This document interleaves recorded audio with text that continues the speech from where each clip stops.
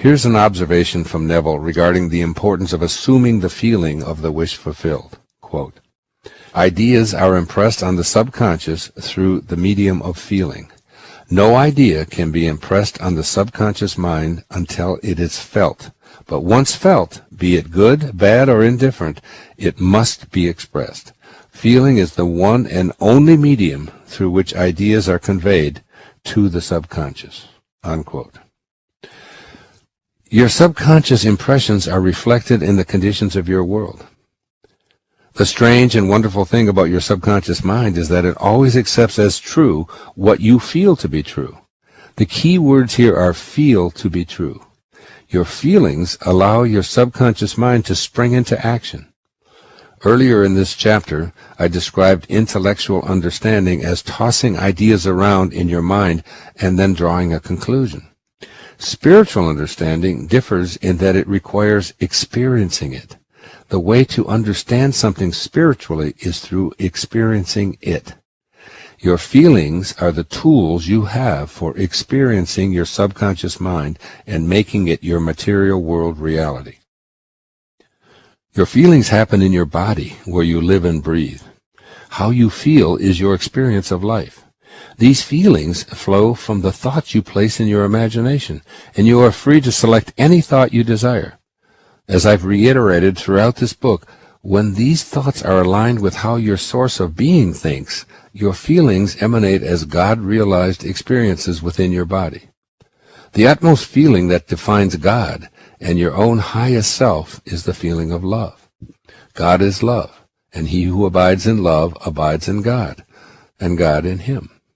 Because your feelings, especially the feeling of love, are impressed on your subconscious mind, which is responsible for virtually everything that you do, experience, and manifest in your life, your mission is to get to that place of assuming the feeling of the wish fulfilled, even if the wish has yet to materialize in your physical reality.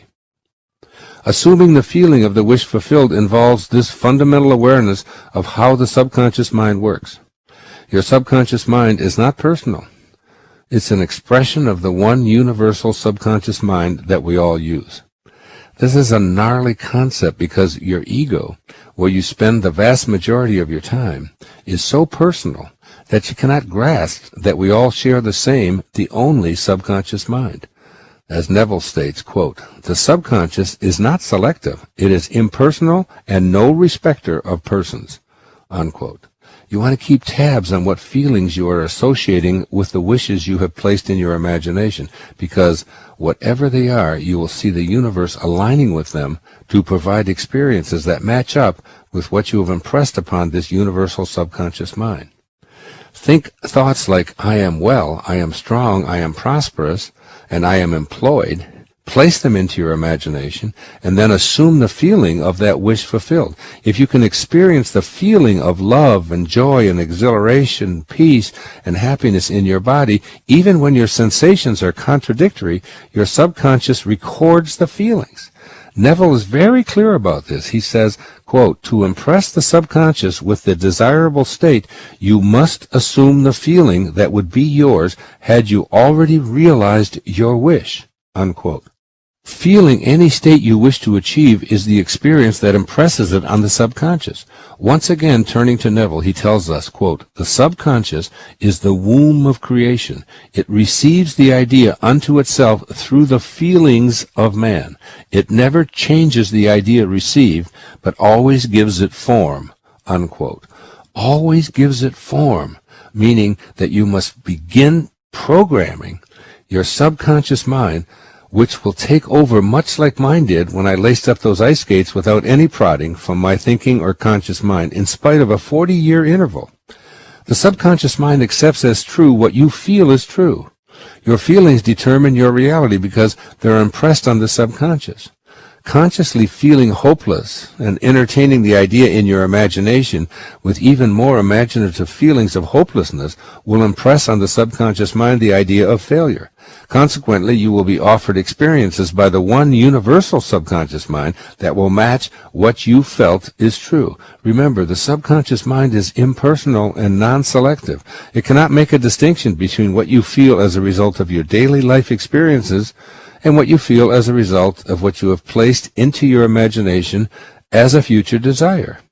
If you put the seed of failure into the subconscious and feed it with feeling that way, it will reproduce failure. If you plant the seed of disease into your subconscious mind by feeling this way in your body, it will augment disease for you.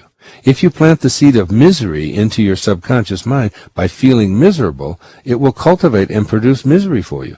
This is why it is so all-out crucial to begin feeling in your body what you would like to manifest into your life.